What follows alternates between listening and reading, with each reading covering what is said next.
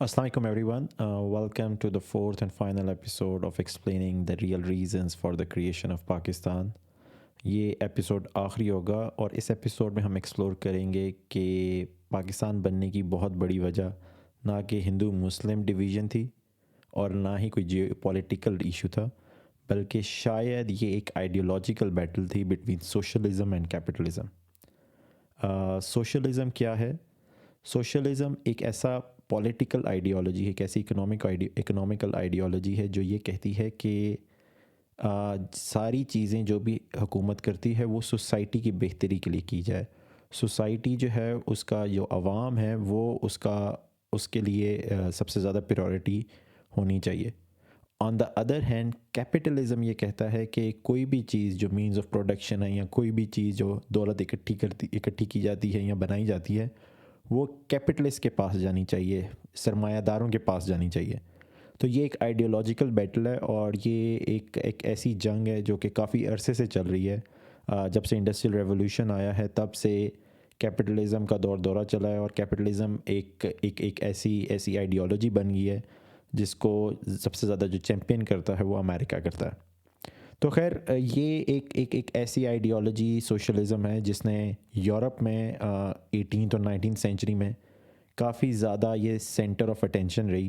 बल्कि यूरोप में बहुत सी कंट्रीज़ में जो रेवोल्यूशन है वो सोशलिस्ट बुनियादों पे आया है। फ्रांस इसकी बहुत बड़ी एग्जांपल है जहाँ पे सोशलिस्ट इनकलाब आया और आई मीन वहाँ पे 3 इनकलाब आए हैं, लेकिन अगर आप उनकी हिस्ट्री पढ़ेंगे तो आपको पता लग जाएगा कि कहाँ पे क्या क्या कैसे कैसे होता रहा।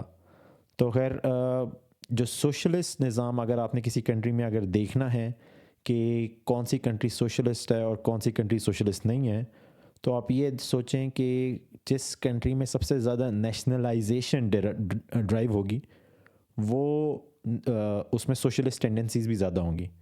कि वहाँ पे जो इंडस्ट्रीज़ हैं वो हुकूमत की मलकियत होंगी तो वो वहाँ पे सोशलिज़म ज़्यादा होगा। पाकिस्तान में मुझे पता है कि जब भी सोशलिज़म की बात होती है तो हम लोग कहते हैं कि PIA को देखें, पाकिस्तान स्टील मिल को देखें, ये सब जो हैं वो हुकूमत की मलकियत है और उनको खसारे में जा रही हैं तो इन्हें प्राइवेटाइज़ कर देना चाहिए।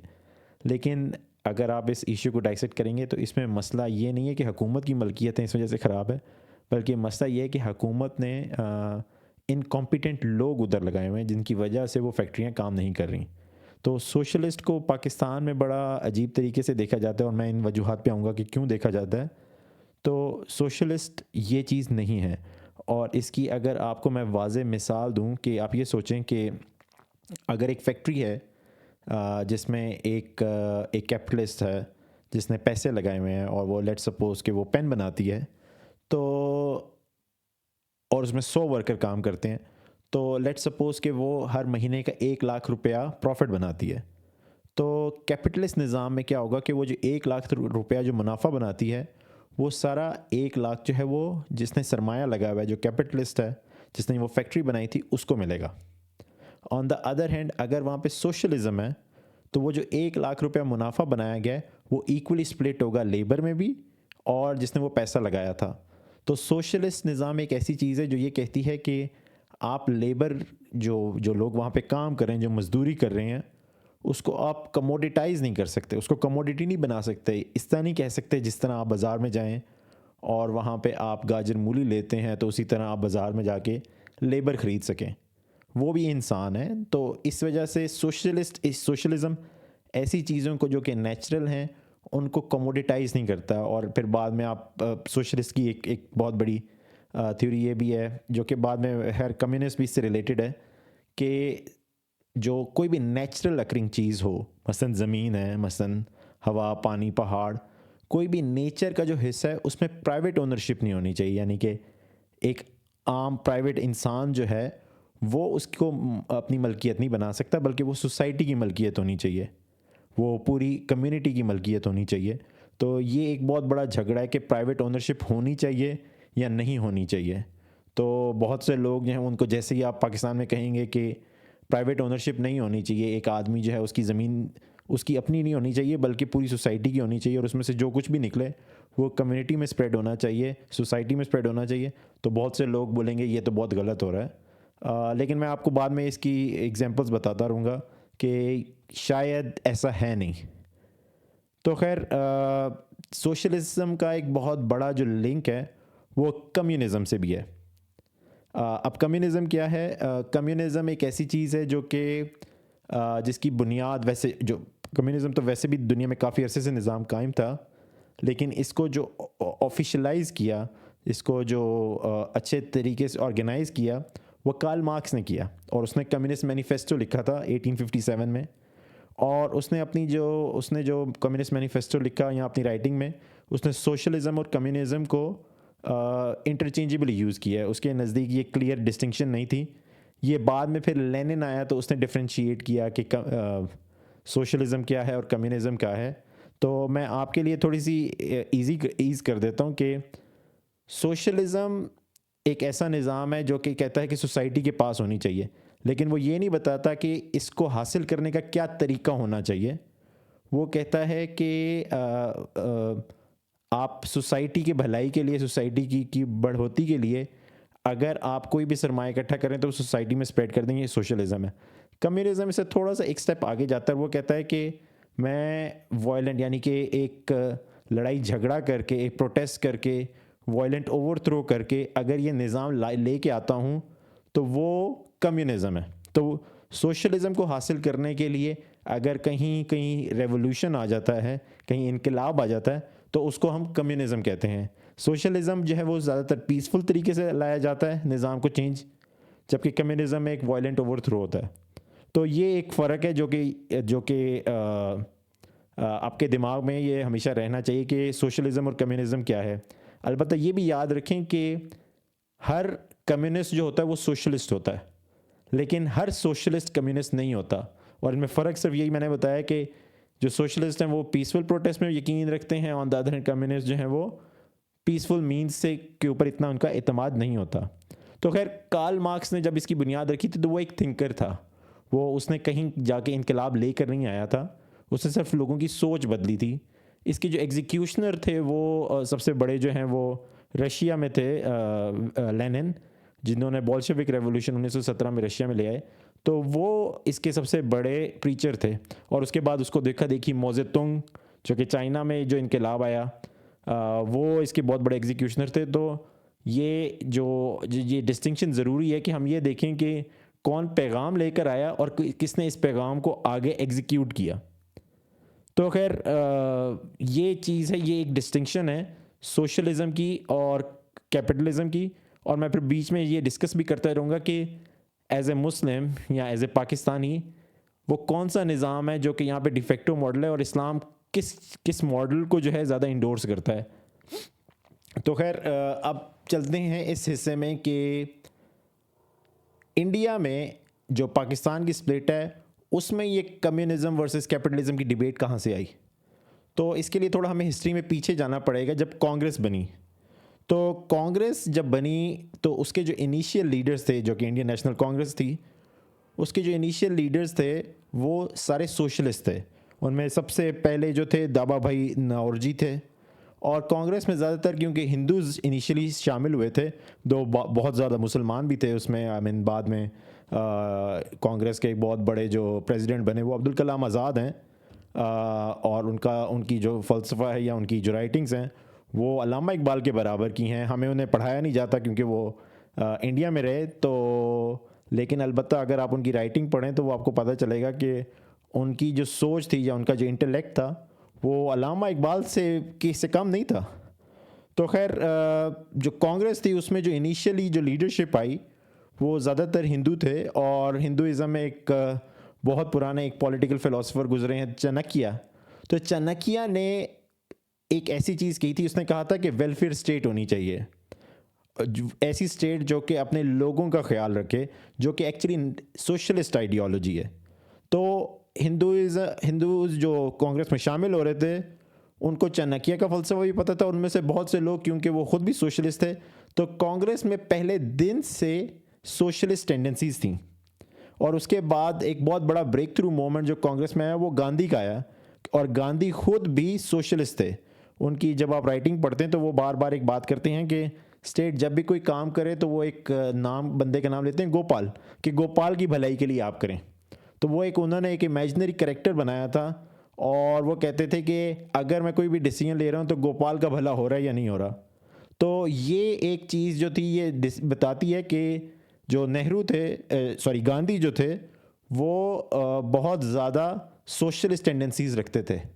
اور پھر انہوں نے کچھ ایسی باتیں بھی کی جس سے یہ بھی پتہ چلتا ہے کہ وہ سوشلزم کو انڈورس کرتے تھے. مثلاً کہ انہوں نے کہا کہ جو آپ کی ضرورت سے زیادہ اگر آپ کی کوئی ویلتھ ہے تو وہ ایک کرائم ہے, وہ ایک جرم ہے. اگر آپ کے پاس اپنی ضرورت سے زیادہ کہیں سرمایہ اکٹھا ہو گیا ہے یا آپ نے کہیں چھپا کے رکھا ہوا ہے تو آپ جرم کر رہے ہیں. تو اس سے پتہ چلتا ہے کہ گاندھی بھی ایک وہ تھے سوشلسٹ تھنکنگ رکھتے تھے.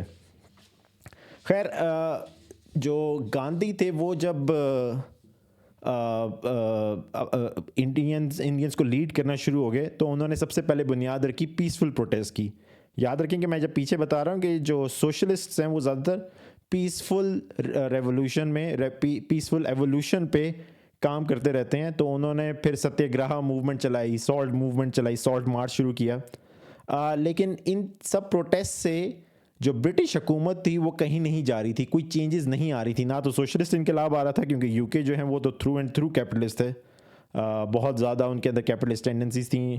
یہ ایک الگ ڈبیٹ ہے کہ وہ یو کے میں کیا ہوا, کیوں ان کا جو ماڈل ہے وہ ابھی بھی یورپ سے تھوڑا ہٹ گیا ہے, کیونکہ یورپ میں تو سارا سوشلزم انقلاب آ گیا ہے اور سوشلسٹ پارٹیز ہی یہاں پہ رہتی ہیں. یو کے میں کیوں تھوڑا ایک ڈفرینس ہے, وہ ایک بات کی ڈبیٹ ہے, وہ میں بعد میں کبھی آؤں گا. تو خیر, جب گاندھی یہ سب کچھ کر رہے تھے تو وہ پیسفل طریقے سے یہ سب کچھ کر رہے تھے, لیکن ہوا یہ کہ ان کو کوئی چیز حاصل نہیں ہو رہی تھی. تو ان کے بہت زیادہ جو سپورٹر ہیں وہ تھوڑے ان سے تنگ آنا شروع ہو گئے کہ آپ پیسفل پروٹیسٹ کے تھرو برٹش سے جان چھڑا نہیں سکتے, انڈیا آزاد نہیں ہو سکتا.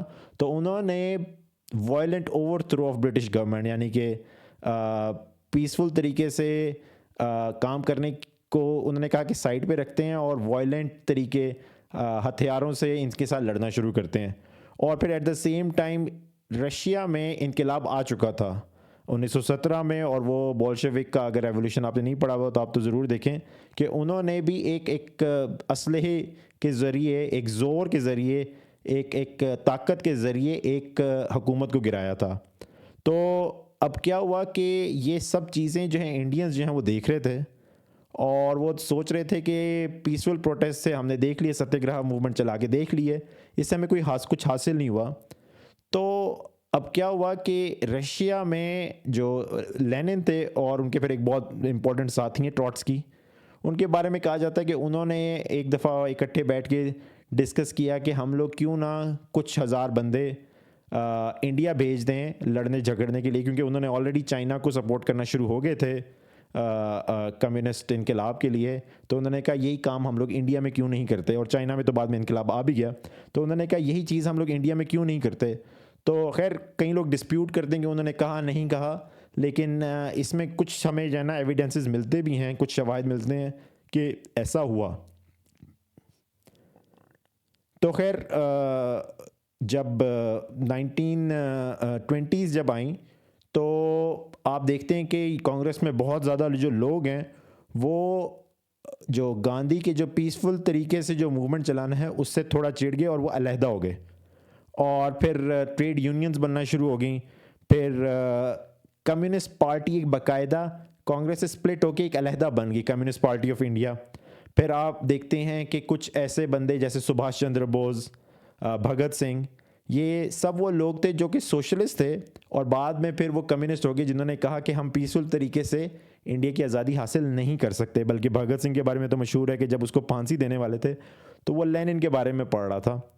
تو خیر انڈیا میں کیا ہوا کہ جو سوشلسٹ موومنٹ تھی وہ دو طریقے میں سپلٹ ہوگی. ایک موومنٹ جو کہ کانگریس اور آن دا سائڈ گاندھی چلا رہے تھے, لیکن ایٹ دا سیم ٹائم تھوڑا سا جو ایکسٹریم طریقے سے جو اس چینج کو لانے کی جو کوشش کر رہے تھے وہ کمیونسٹ پارٹی تھی. اور کمیونسٹ پارٹی انڈیا میں جو ساؤتھ انڈیا ہے, ساؤتھ انڈیا کی جو اسٹیٹس ہیں ان میں کافی زیادہ آرگنائز بھی ہوگی, بلکہ آج تک وہ اتنے آرگنائزڈ ہیں کہ ساؤتھ انڈیا میں ان کی حکومت بھی ہے. بلکہ میرے خیال میں جو تامل ناڈو کے جو چیف منسٹر ہیں ابھی, ان کا نام بھی اسٹالن ہے, اور وہ اسٹالن کی وجہ سے جو رشیا کے میں لیڈر تھے ان کے نام پہ ہی رکھا گیا ہے. تو خیر انڈیا میں یہ سب جو چل رہا تھا وہ ایک اسٹرانگ سوشلسٹ ٹینڈنسیز چل رہی تھیں. آپ اس کو سوشلسٹ بولیں, کمیونسٹ بولیں, فرق تو ڈیفینیٹلی ہے دونوں میں, لیکن اس طرح ہے کہ دونوں ایک ہی چیز اچیو کرنا چاہتے ہیں ود ڈفرینٹ میکینزم. تو خیر کانگریس جو ہے وہ ایک سوشلسٹ امبریلا کے نیچے اکٹھی ہو رہی تھی, اور پھر 1931 میں ان کی کراچی میں ایک کانفرنس ہوتی ہے جہاں پہ وہ ایگری کرتے ہیں کہ کانگریس آج کے بعد سے باقاعدہ سوشلسٹ رہے گی اور سوشلسٹ آئیڈیالوجی کو اڈاپٹ کرے گی. تو آپ جو کانگریس ہے اس کو ہم لوگ جو مرضی کہیں, مطالعہ پاکستان میں جو کچھ بھی ہمیں پڑھایا جاتا ہے, ایک چیز جو ہمیں پتہ لگتی ہے کہ کانگریس ایک تو گراس روٹ لیول سے نکل رہی تھی, اور دوسرے نمبر پہ اس کے اندر جو آئیڈیالوجی تھی وہ یہی تھی کہ ہم لوگوں نے سوسائٹی کی بہتری کے لیے کام کرنا ہے, ہم نے وہ کرنا ہے جس سے عام آدمی جو ہے وہ امپیکٹ ہو سکے. اور پھر انہوں نے اس کا جو ایویڈنس دیا وہ باقاعدہ مینیفیسٹوز بنا کے دیا. تو خیر یہ تھی کانگریس کی آئیڈیالوجی. اب آ جاتے ہیں مسلم لیگ جو کہ اس کی پیرلل ایک جماعت چل رہی تھی. اب مسلم لیگ جب بنی تو اس کے اندر آپ دیکھتے ہیں کہ اس کو بنانے والوں میں کون کون تھا. اس میں کے بنانے والوں میں سارے مسلم ایرسٹوکریٹس تھے. وقار الملک اور آغا خان کا نام آتا ہے جو کہ عام آدمی نہیں تھے, وہ انڈسٹریلسٹ, لینڈ اونرز, کیپٹلسٹ اس طبقے سے تعلق رکھتے تھے. تو مسلم لیگ جو پہلے دن سے جو بنائی گئی تھی وہ سوشلسٹ بنیادوں پہ نہیں بنائی گئی تھی, وہ ایک کیپٹلسٹ بنیادوں پہ بنائی گئی تھی. اور پھر آپ دیکھتے ہیں کہ جب یہ ہم ہسٹری میں تھوڑا آگے چلتے ہیں تو ہمیں پتہ چلتا ہے کہ جب رشیا میں ریولوشن آئی اور یہاں کے انڈیا میں کچھ لوگوں نے رشیا کے حق میں نعرے لگانا شروع کر دیے اور کہنا شروع کر دیا کہ جی یہاں پہ بھی کمیونزم آنا چاہیے, اور ایک انقلاب کا نعرہ لگانا شروع کر دیا, تو برٹشرز نے ایسے لوگوں کو پکڑنا شروع کر دیا. اور برٹشرز کی مدد کس نے کی؟ بہت زیادہ ملاز نے کی, بہت زیادہ اسلامک اسکالرز نے کی, جنہوں نے کہا کہ جی کمیونزم تو اسلام میں حرام ہے, انہوں نے حرام قرار دے دیا. ان میں کئی بڑے مشہور نام ہیں, مثلاً اس میں مولانا ابو المودودی کا نام آتا ہے جنہوں نے کمیونزم کو حرام قرار دیا. پھر مفتی شفیع جو دارالعلوم کراچی کے تھے انہوں نے اس کو حرام قرار دیا. تو یہ ایک ایسی چیز ہے جو کہ سمجھنے کی ضرورت ہے کہ آپ کس طرح ایک ایسا اسلامک اسکالر جو کہ شاید سوشیو پولیٹیکل اکنامک تھیوریز کو جانتا بھی نہ ہو, وہ کن بنیادوں پہ ایک اکنامک سسٹم کو حرام قرار دے سکتا ہے. علامہ اقبال کے بارے میں کہا جاتا ہے کہ انہوں نے کمیونزم کو کہا کہ وہ حرام ہے, لیکن خیر علامہ اقبال کا جو فلسفہ ہے اس کو آپ دیکھیں تو آپ کو پتہ چلے گا کہ اقبال جو تھے وہ کبھی بھی انہوں نے ایک چیز کو کنوکشن سے صحیح یا غلط نہیں کہا. انہوں نے ہمیشہ کوئی بھی ایک چیز اس کی اچھائی بھی بتائی, اس کی برائی بھی بتائی. تو انہوں نے کوئی کنوکٹیولی ایک کیا کہتے ہیں نا ود فل کانفیڈنس ایک پوائنٹ آف ویو اڈاپٹ نہیں کیا. مثلاً اگر انہوں نے شکوہ لکھا تو ساتھ جواب شکوہ بھی لکھا. انہوں نے اگر یہ کہا کہ جی ڈیموکریسی ایک ایسی چیز ہے جہاں پہ آدمی کو گنا جاتا ہے, تولا نہیں جاتا, لیکن پھر جب ان کی کتاب آپ پڑھتے ہیں reconstruction of the Islamic thought, وہاں پہ انہوں نے پھر شورا کا کانسیپٹ دیا کہ جی شورا ہونی چاہیے.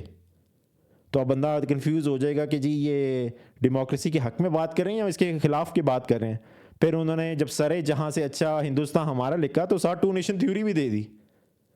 تو بیسیکلی علامہ اقبال کی بہت سے لوگ بولیں گے کہ جی علامہ اقبال نے بھی کمیونزم کے خلاف لکھا, لیکن علامہ اقبال کا اور انہوں نے ویسے یہ بھی پتہ چلتا ہے کہ انہوں نے کارل مارکس کی بہت تعریفیں بھی کی تھیں, جس جو کمیونزم کا سارٹ آف ماڈرن ایج میں بانی مانا جاتا ہے. اس نے علامہ اقبال نے اس کے حق میں بھی کافی باتیں لکھی تھیں. تو خیر علامہ اقبال کا جو فلسفہ ہے اس کو پلیز اس طرح دیکھا کریں کہ انہوں نے کبھی بھی کنوکشن سے ایک پوائنٹ آف ویو نہیں لیا. وہ بہت زیادہ وہ ایک یورپین فلاسفر ہے فریڈرک ہیگل, اس کا وہ ڈائلیکٹ مشہور ہے. تو وہ بھی جس طرح وہ دو چیزوں کو آگے لے کے چلتا تھا, علامہ اقبال بھی دونوں چیزوں کو آگے لے کے چلتے تھے. تو اقبال کو بہت سے لوگ کوٹ کریں گے جب بھی وہ کمیونزم کے بارے میں یا سوشلزم کے بارے میں بولیں گے, لیکن دا فیکٹ از کہ علامہ اقبال نے کوئی سائڈ نہیں لی ہوئی ہے جو یہ کہے کہ جی وہ اس کو صحیح کہتے تھے یا غلط کہتے تھے.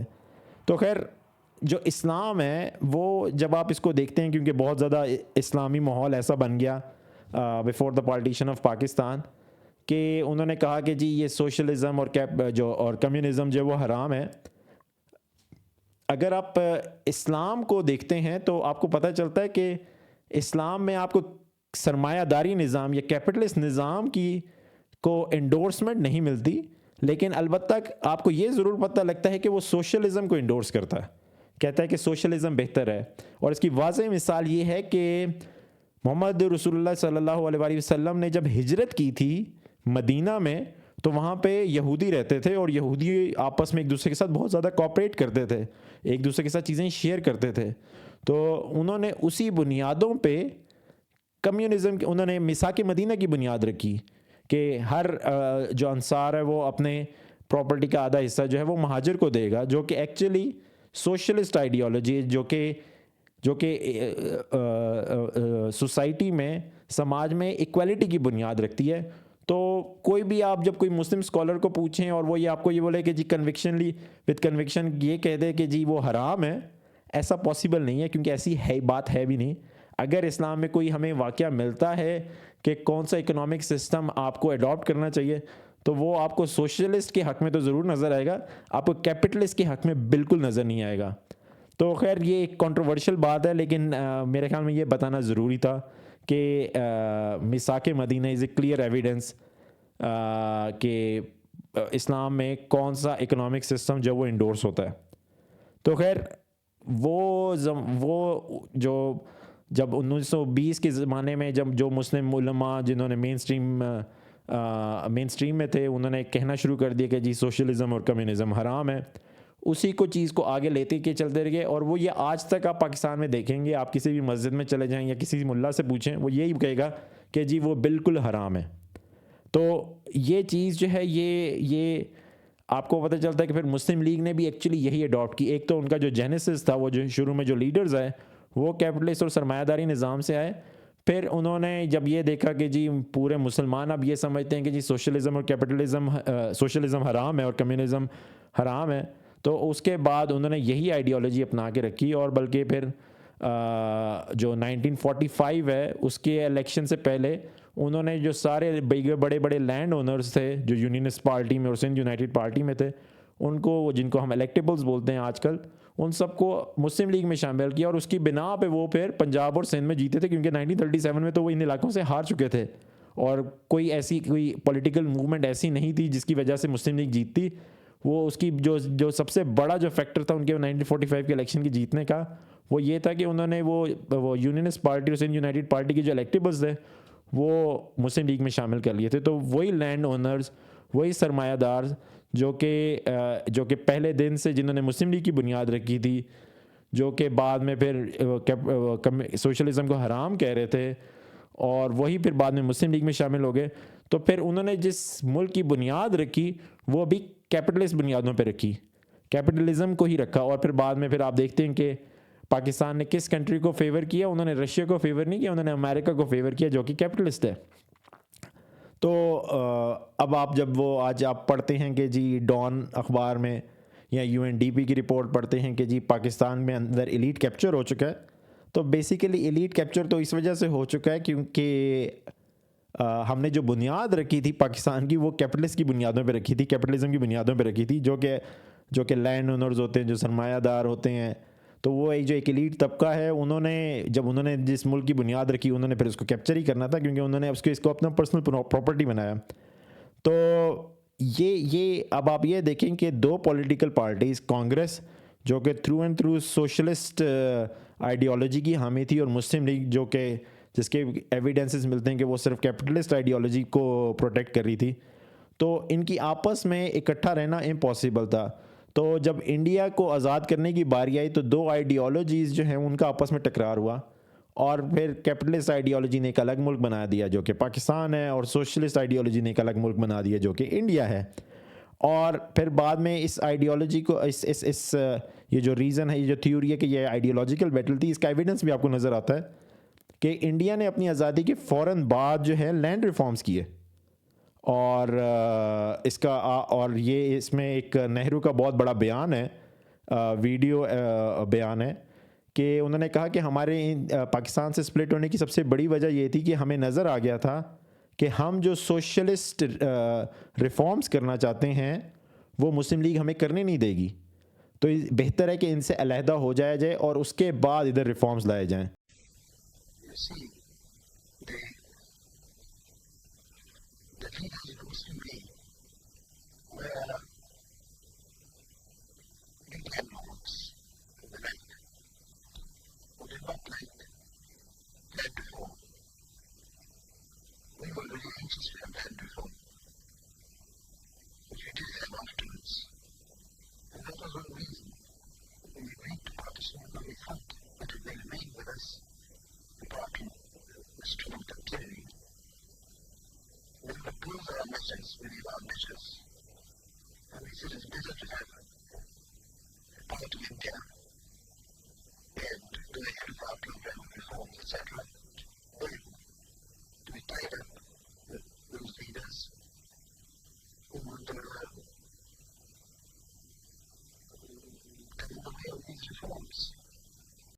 تو یہ چیز سمجھنا ضروری ہے کہ یہاں پہ جب ہم چیزوں کو دیکھتے ہیں تو شاید sectarian violence sectarian conflict was not the only reason.